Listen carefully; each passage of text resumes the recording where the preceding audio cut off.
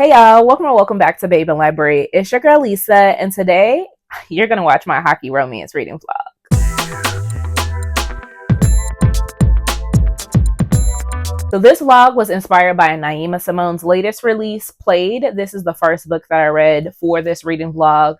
I actually had four options to read. I decided not to continue on because this video would have been too long. But I did read Played as well as Alexandria House's Goal. And then I also read Andi Jaxon's Hidden Scars. And let me tell you, I had the best time.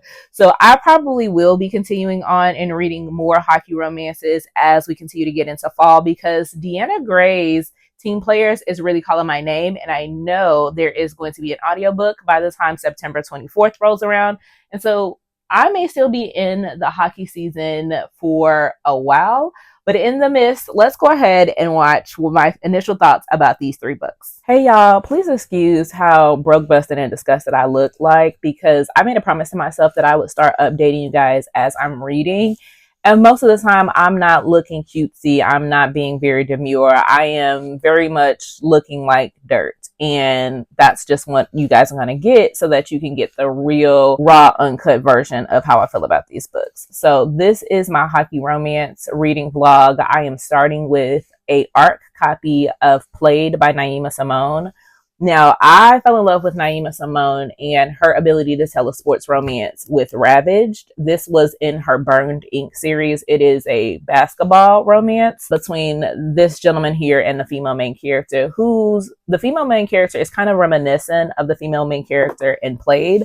Played is very unique. Not only is our male main character Solomon a single dad, he is also a hockey player that is Black, right? And so as you know, there's not a ton of Black NHL players, right? So we already get a little bit of diversity and intrigue, being that we have our hockey player being a male main character that is Black. Add on to the fact that our female main character, Adina, she is a firefighter, right? I don't think that I've ever read a firefighter romance with a female FMC, which I absolutely love.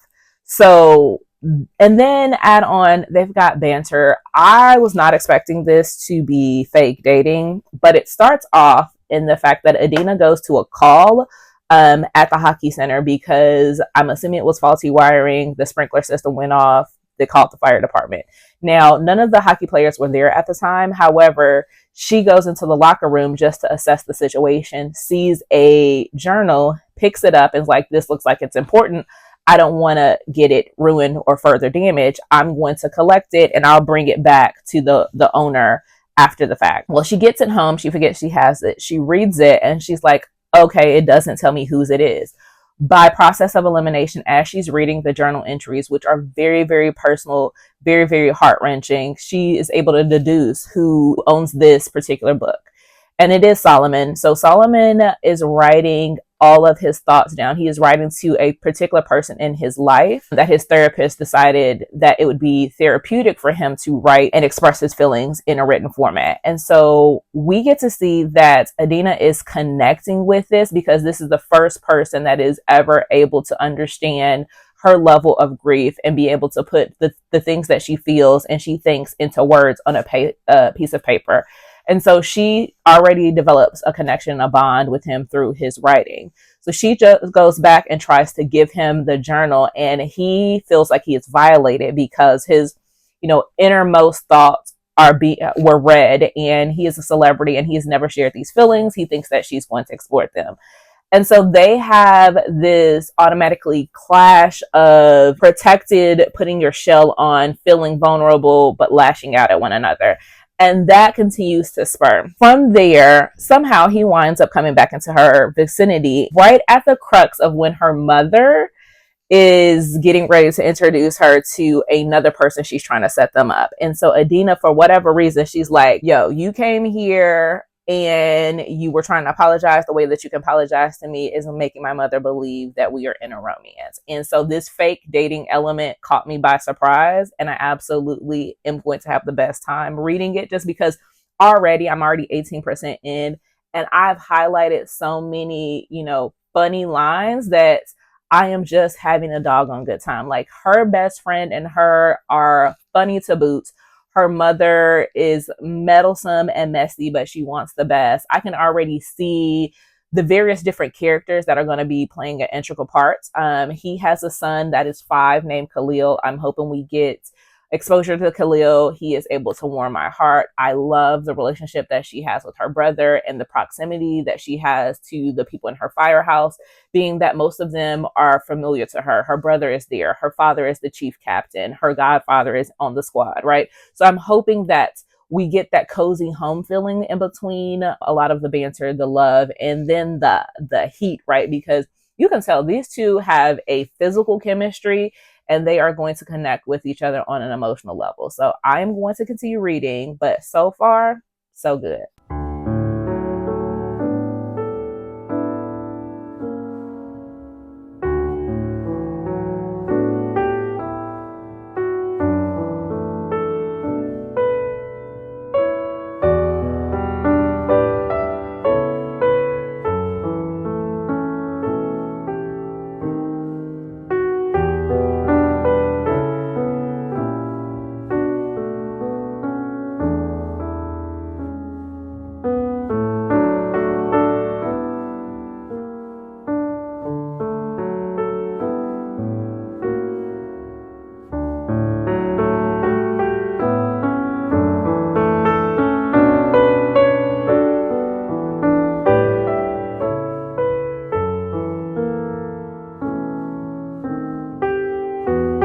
Played, and I don't love it as much as I thought I was going to love it. As you all could see by the beginning of this vlog, it was not a bad book, but what I will say is that I did not vibe with our main male character. Granted, Solomon has some really strong points, right? And the way in which he stood up to his in-laws, because while I understand the circumstances and that it's a very, very sensitive matter, you're going to respect this man as a grown man, and you're going to respect his choices, and don't get the lines blurred. You are Khalil's grandparents, and you are my boss. However, you don't run nothing over here.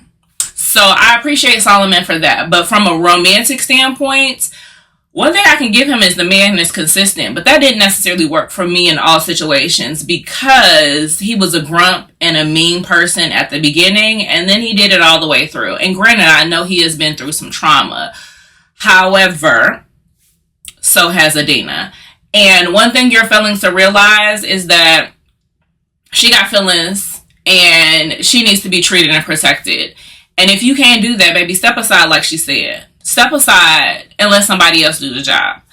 And what really pissed me off is that he left her in a lurch, not once but twice. He did not cover and protect her, and for him to be this manly man and for him to say he's gonna protect what's mine, that's not sending a bodyguard to take care of me. That's not, making sure to take some stuff down on your own and not, comfort me. That is what really pissed me off, because he's very much giving Declan Kane from Terms and Conditions. And if y'all know, me and Declan did not vibe. I know the girlies love them, and y'all may love Solomon. However, when you mess up, I need you to grovel, baby. And especially the magnitude of which you messed up in this situation. Like, do not come in here bringing little baby sweet Khalil and saying, hey, butter her up and I'm going to slide in and I'm going to, say, I apologize, and that's going to be that.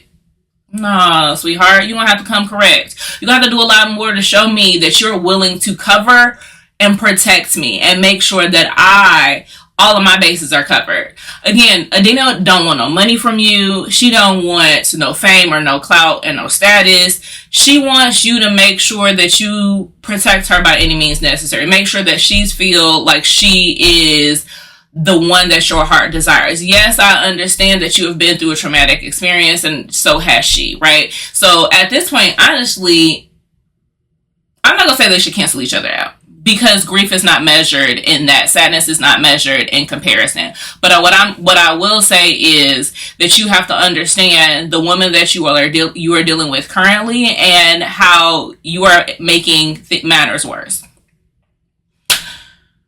Now, when we come to find out, and I already knew who the villain was in this situation and who was the person that was behind the scenes leaking things. And baby, she deserves to get these hands. I don't know what Adina is going to do because we left it unresolved. I think we should have got a bonus epilogue of her putting a pause on her. That's just me. That's me.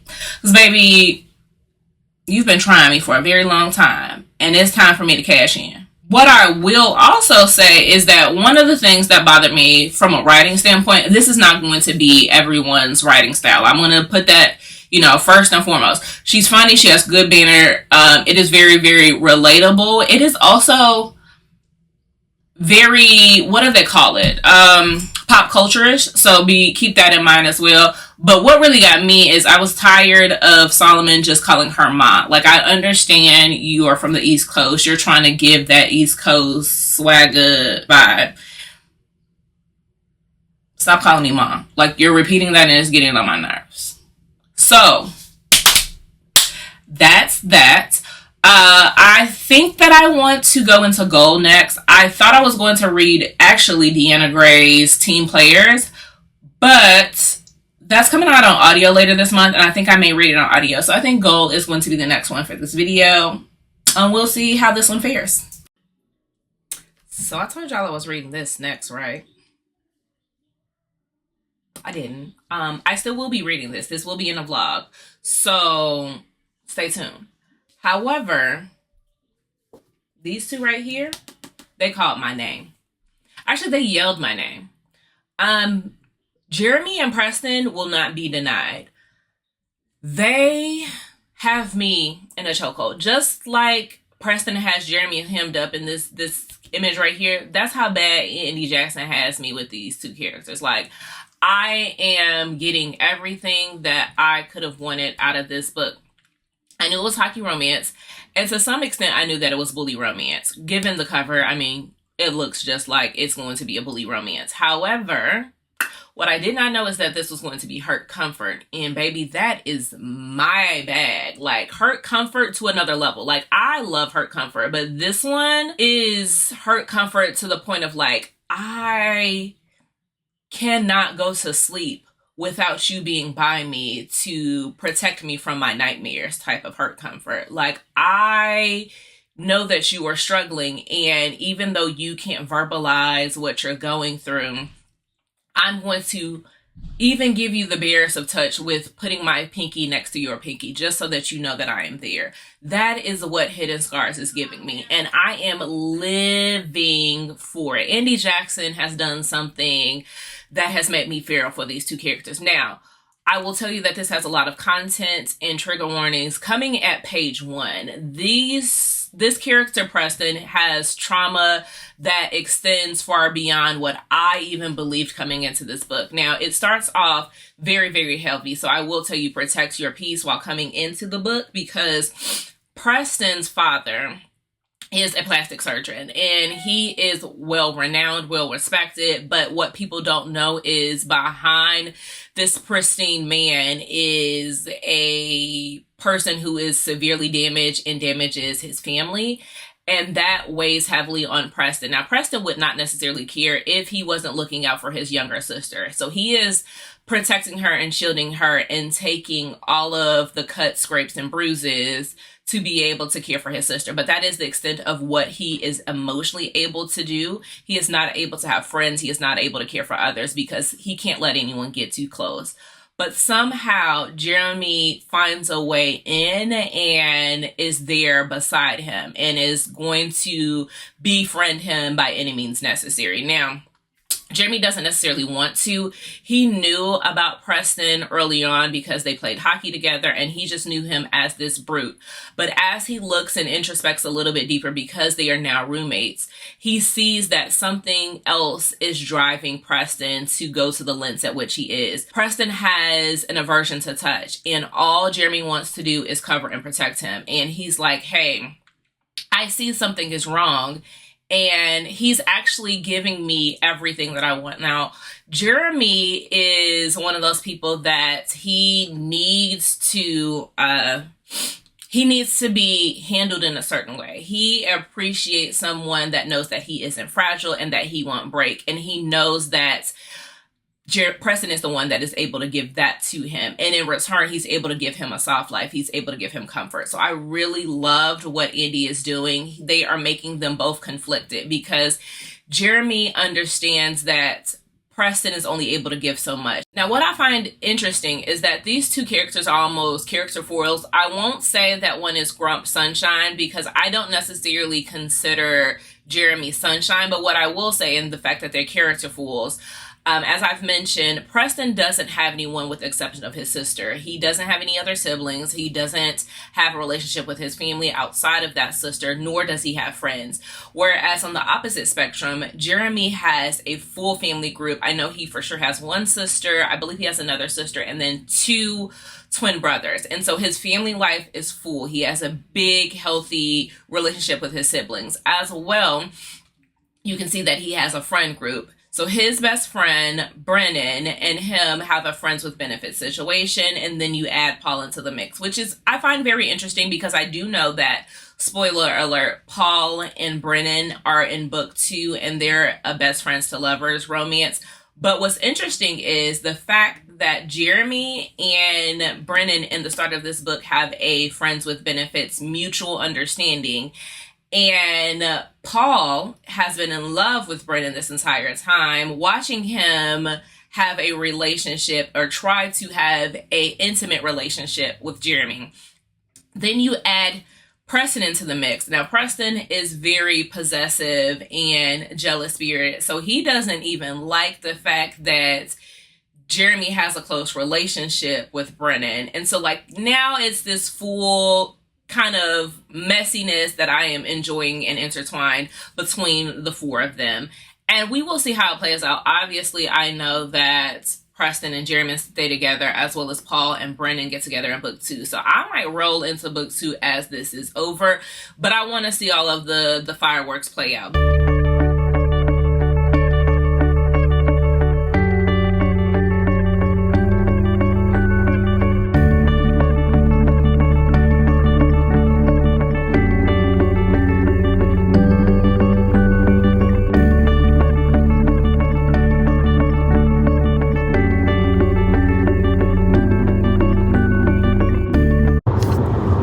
I know you lying. Now I know you lying, Alexandria House. You did not start off this prologue to go with Malik's daddy coming into his room talking about you got to go back home to your mama. Excuse me? Because my wife is having a baby.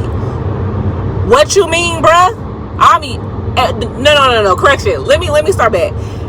He came into his room telling him that you got to go home back to your mama because of me and my wife are having our baby. Our baby. Like, I'm not your son. Furthermore, that I gotta take the bus back from Arkansas to Memphis. Bruh, get out of here talking about maybe you can come back for the summer and meet your and spend time with your little brother. Absolutely. At that time, I would have said, nah, F them kids. Because, again, granted, I know that's my little brother, little sister. I ain't even met them. They ain't even came into the world yet. But your wife coming in like this, I know she finna raise these kids and ain't gonna raise them right. Because if she had something about herself that was a mother-like, she wouldn't be treating your child like this. She would be somebody's stepmother and protect and care for him, because at his mama house, he don't even got a bed. But you don't care about that. This is where I know these babies gonna come in and they finna be protected, loved, and cared. Because I know Alexandria ain't gonna set it up like this. Because what I'm believing is that these children are gonna lose both of their parents at a young age. And so they ain't gonna be corrupted by this mama and daddy of theirs. But, woo, yeah, we're gonna see. I'm here for a check-in for both of these. I am completely finished with Hidden Scars. I'm 50% of the way through Gold. And let me tell you, I'm having the time of my life. Like, I am so happy that I'm doing this vlog right now. Both of these are set during chilly times, right? We're talking about hockey, one of the coldest sport that there is, in my personal opinion, in the U.S. Is it cold outside? No, it is blazing hot. Like, it's summertime. Do I care? No, I do not. We're going to start with Hidden Scars because I finished this morning. At 6 a.m., promptly crying in my living room while reading this, like sobbing because it just touched me. It did something for me. Now, personally, this is my jam. This is my cup of tea, and I don't even like tea, but I'm going to drink it. This is not everybody's bag. This is not everybody's book. I understand that. Please know that this is heavy. Like, when you start in the prologue, you don't even get past the first 10 sentences. The first paragraph already lets you know what you're in for. Truth be told, to some people, the relationship between Jeremy and Preston may be toxic. It's codependency. It is a lot of things that I don't necessarily mind, because if I'm sitting here judging from the outside of the club, I can see why I would say, yeah, these two don't need to be together. One is healthy and the other one needs therapy. Or maybe both of them are unhealthy because he seeks something in the quote unquote unhealthy person. But if I'm looking at it and I'm really digging into the relationship, Preston literally found someone that was going to be his person. The world is on fire and it doesn't matter because he's found Jeremy. And that's the one thing he has to cling on to. If there is someone that is desperate to find a connection and that they need to be grounded to stay on this earth, maybe let them have that person. And Jeremy is Preston's person, and I am okay with that. This has a lot going on, so again, be conscious of your trigger warnings. This has trigger warnings for death of a parent. It has trigger warnings for child abuse. It has trigger warnings for suicidal tendencies and suicide on page. It has trigger warnings for you name it. Toxic relationships is in here. So this again is very, very dark, but the balance between and the love that you see between the two is very, very, very beautiful to see, because some of the words and the actions that happen between Jeremy and between Preston are just moving. I'm going to tell you that this also, in addition to being hurt comfort, which this is the supreme hurt comfort book. I don't think, with the exception of C.P. Harris, which is another male-male romance, C.P. Harris Infidelity series, there is nothing else that I have found that has a better hurt comfort representation. So please also know that this is the epitome of hurt comfort. But it also has a found family trope, which I absolutely love. So let's just go ahead and unpack that a little bit. So Jeremy, who has a stable and healthy familiar relationship, I loved how his grandmother and his grandfather and his mother and his siblings and his father all not only loved Jeremy and supported Jeremy, but also extended that to Preston a little bit later on in the book. Even just their dynamic and how they are such a fun-loving, open, caring, touchy-feely family that knows how to have a laugh with each other, laugh at each other. It was just so great and heartwarming to see. Like, they were such a cozy family that you just felt it pouring off of the page. And then Jeremy has a great friend group with Brendan and Paul. I loved that they knew how to like rib Preston but also back Jeremy. They didn't ask any questions. It was none of their business. They did not care. They said, hey, if he loves you, I love you. We're going to give you hell, but let me tell you, we'll fight through hell for you, because Brennan just was the tormenting best friend that like ribbed and poked, but he knew that he was going to step up. And then Paul was the responsible party that like was logical, but was always down for the shits. And I loved that not only did they surround and love Jeremy, but they also extended that love and protection to Preston, who had never had that in his life.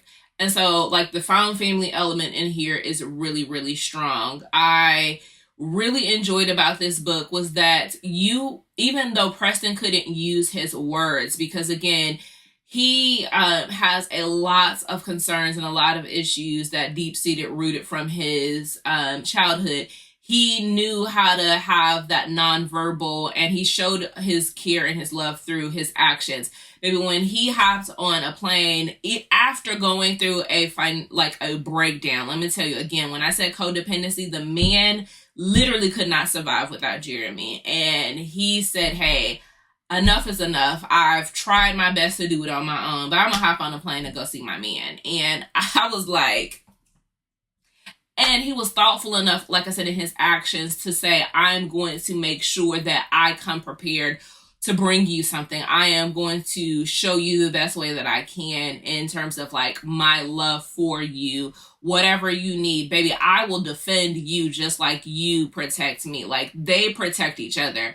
If Jeremy is hurt, there is nothing on earth that could stop this man Preston from getting to him. He said, oh, I'll punch everybody in the stadium for you. Let me tell you, don't put your hands on them.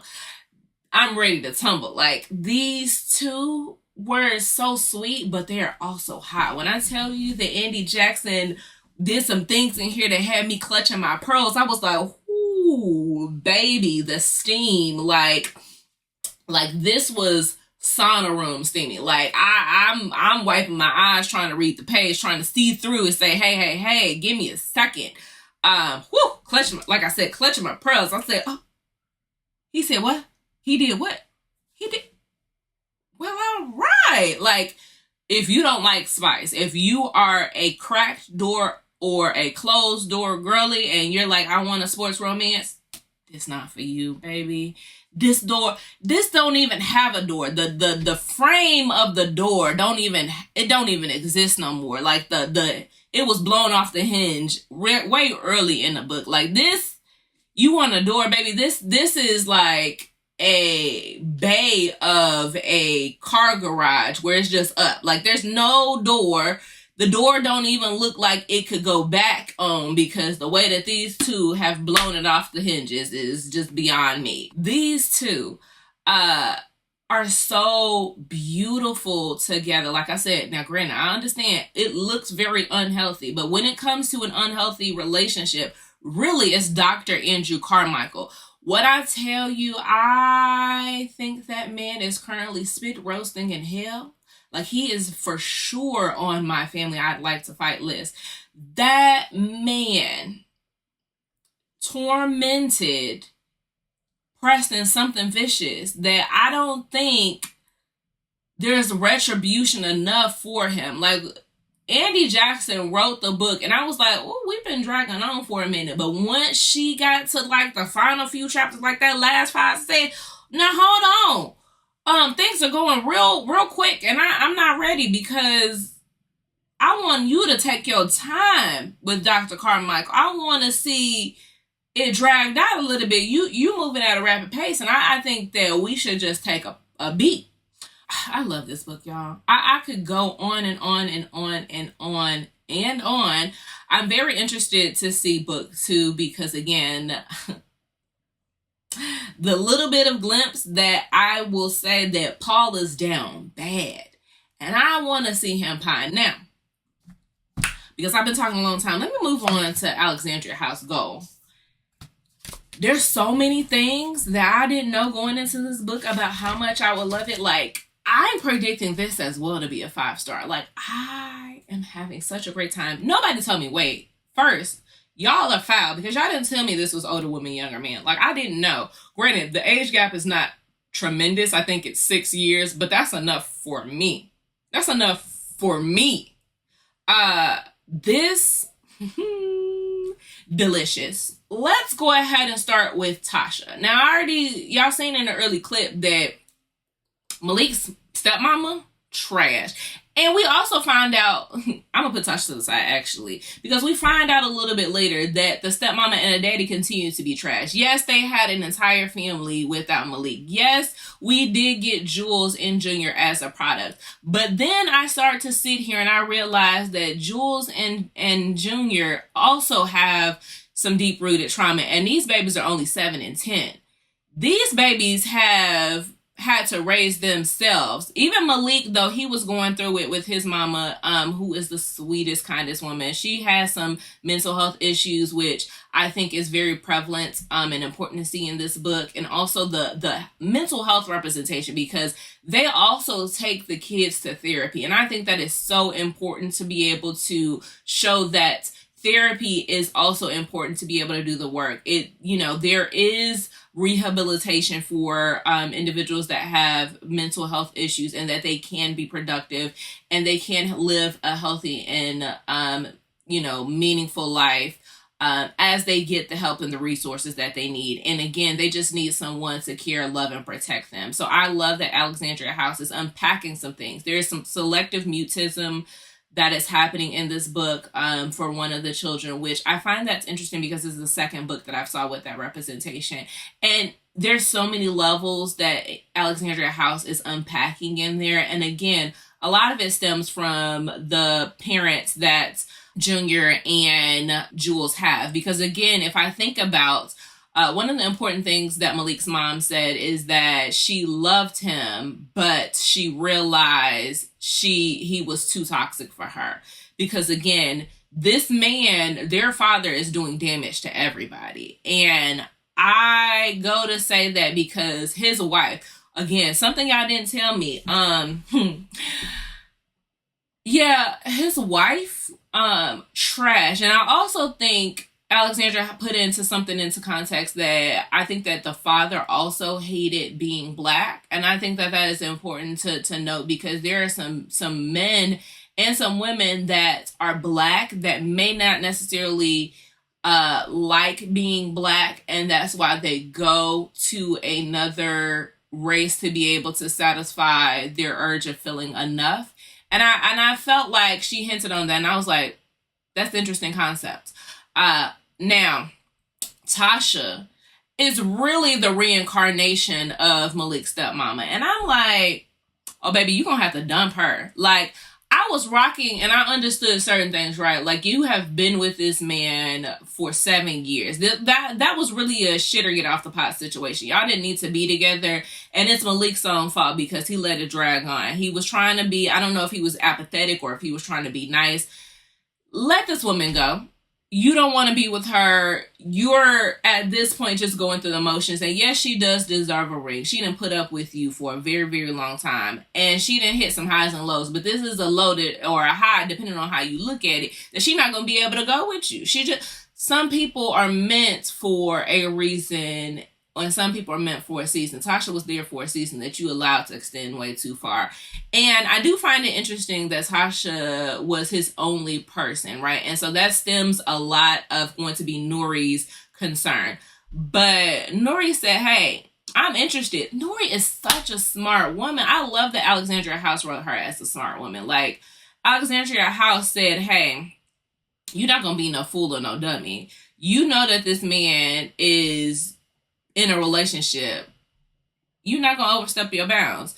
And then when he is ready, you know that they have a chance of getting back together. So I'm going to need you to stack your bread. I need you to have your head on a swivel, always have an escape route, and be able to take care of yourself. Because one thing Nuri has been doing, she has been fending for herself for a very long time, and she's going to continue to do that. And Malik does it in such a way that it doesn't seem like he is overbearing, that he's not consuming or taking over her life. Like, it's very, very, very reminiscent of Sebastian from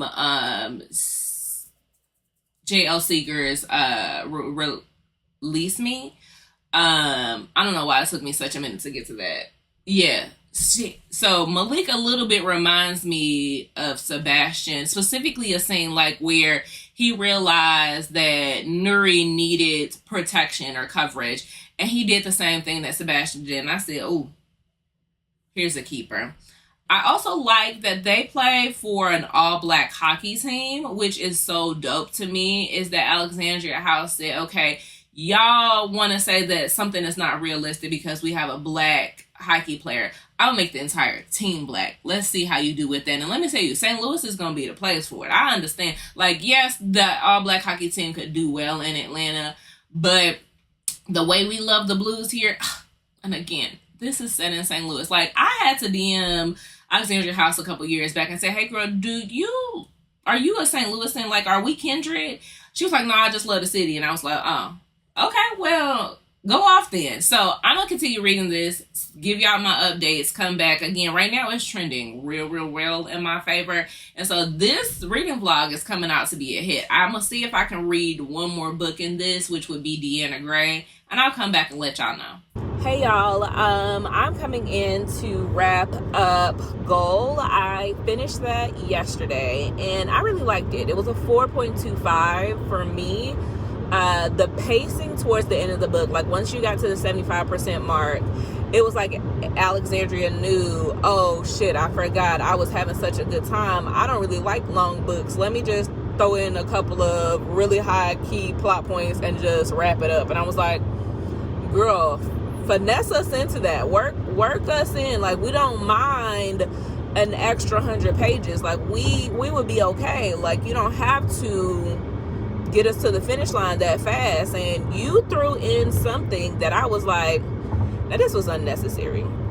It was a trigger warning and content warning that I do want to make mindful of, which is a miscarriage on page. And I was like, excuse me, this did not have to be in here.